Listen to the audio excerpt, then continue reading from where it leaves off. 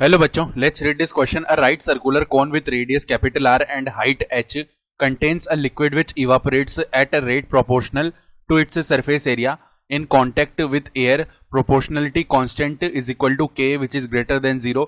Find the time after which the cone is empty. तो हमें वो टाइम बताना है जिसके बाद जो कॉन है वो एम्प्टी हो जाएगा. स्टार्ट कर लेते हैं हमारे की कॉन्सेप्ट से.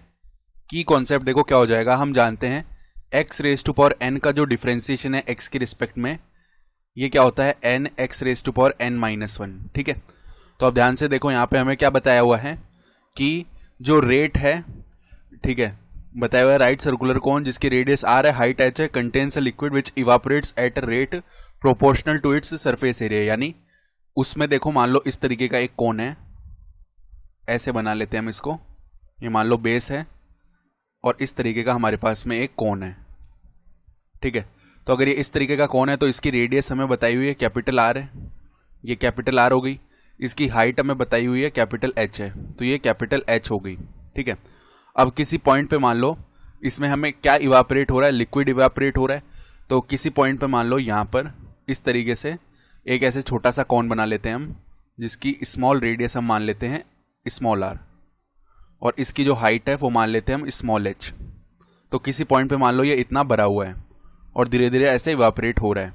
ठीक है, और यहाँ पे अगर हम एक वर्टिकल ऐसे ड्रॉ करें, इस एंगल को हम बोल लेते हैं हमारा थीटा एंगल. ठीक है, एक पॉइंट पे थीटा एंगल हो चुका है. समझ में आ गई ये बात.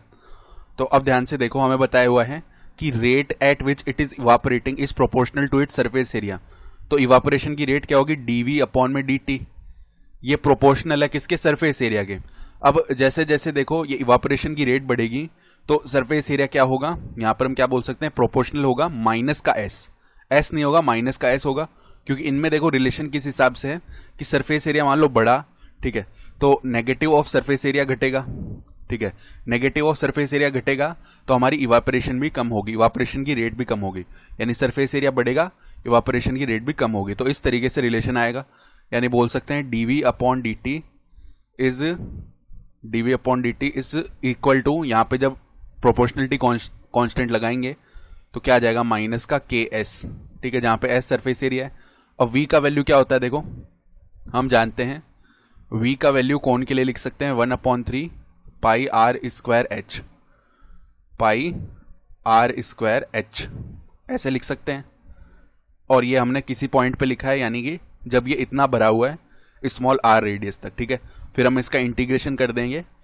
तो अब ध्यान से देखो हम क्या करते हैं, इधर 1/3 पाई आर स्क्वायर एच, यहाँ पे हमने क्या किया, इधर आर से मल्टीप्लाई कर दिया, इधर भी आर से मल्टीप्लाई कर दिया नीचे, जिससे क्या हो जाएगा 1/3 पाई आर क्यूब बन गया और एच अपॉन में आर. अब देखो एच अपॉन में आर को किस तरीके से लिखा जा सकता है, अगर हम ये वाला ट्राइंगल ऑब्जर्व कर रहे हैं, देखो ये वाला स्मॉल ट्राइंगल इस तरीके से, ठीक है, ये इस टाइप का जो ट्राइंगल आ रहा है, इसके अंदर अगर हम लिखना चाहते हैं कौन सा वैल्यू, टेन थीटा का value, that will B perpendicular upon जो हमारे पास क्या आ रहा है, बेस.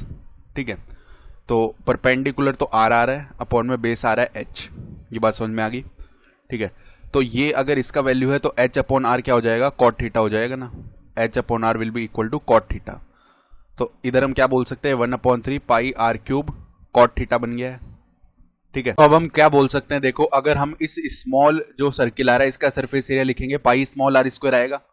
तो dv अपॉन dt हम कर देते हैं किसके equal, dv upon dt will be minus K pi small are square. अब dv अपॉन dt भी निकाल लेते हैं, d अपॉन dt, और v का वैल्यू देखो इतने से के लिए क्या आया है, 1/3 pi R cube cot theta, ये आया है. दैट इज इक्वल टू कितना है, minus K pi R square. ये बात समझ में आ गई. यानी कि देखो 1/3 पाई बाहर आ जाएगा, कॉट थीटा बाहर आ जाएगा, integration of R Q with respect to T करना है. ठीक है, तो हमें क्या मिल जाएगा इधर 3r स्क्वायर. ठीक है, 3r स्क्वायर मिल गया और dr अपॉन dt मिल जाएगा. That will be equal to किसके आएगा, यहाँ पे minus K pi R square. तो आर स्क्वायर से आर स्क्वायर डिवाइड हो गया, पाई से पाई डिवाइड हो गया. ठीक बात है, यानी कि जो वैल्यू है वो क्या बन गया, देखो 3 से 3 भी डिवाइड हो जाएगा. यानी बोल सकते हैं इधर से कि cot theta D R will be equal to minus का के डी टी, ये बन गया है. ठीक है, तो अब देख लो यहाँ पे अगर आगे लिखना चाहें तो क्या बोल सकते हैं, इंटीग्रेशन कर लेते हैं बोथ साइड्स, ठीक है। तो कॉट थीटा तो बाहर आ गया, इंटीग्रेशन डी आर। अब डी आर हम कहाँ से कहाँ तक ले जाएंगे, आर से लेके ये आ रहा है 0 तक, ठीक है। यानी पहले बड़ी रेडियस आर, फिर 0 तक जा रहा है। और माइनस के जो टी का वैल्यू है वो बोल देते हैं हम कहाँ से कहाँ तक जा रहा है।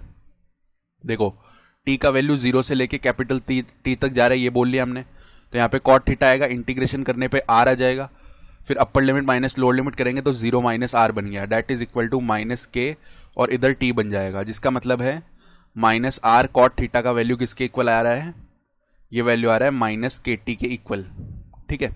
ये बन रहा है। तो अब ध्यान से देखो ये वैल्यू बन गया है। इसके बाद हम क्या कर सकते हैं, अगर हम कॉट थीटा का वैल्यू देखो बड़े वाले ट्रायंगल के लिए लिखे ना, तो कॉट थीटा या बोल सकते हैं टेन थीटा ऐसे भी तो लिखा जा सकता है। किस तरीके से, देखो इस बड़े वाले ट्रायंगल में देखो, इसमें अगर हम देख रहे हैं तो इस कैपिटल आर अपॉन में क्या आ जाएगा, जो बेस है यानी इस जो कैपिटल एच है ये आ गया। अब कॉट थीटा बस इसका रिवर्स कर दो, यानी कि देखो माइनस आर कॉट थीटा के लिए कैपिटल एच अपॉन में आर हो जाएगा, that will be equal to minus का के टी। तो minus minus both sides plus हो गया, आर से आर डिवाइड हो गया, यानी जो टोटल टाइम है वो क्या आ जाएगा, एच अपॉन में के आ जाएगा। ये हमारा रिक्वायर्ड आंसर हो गया इस क्वेश्चन के लिए। I hope you understood this explanation. Best of luck.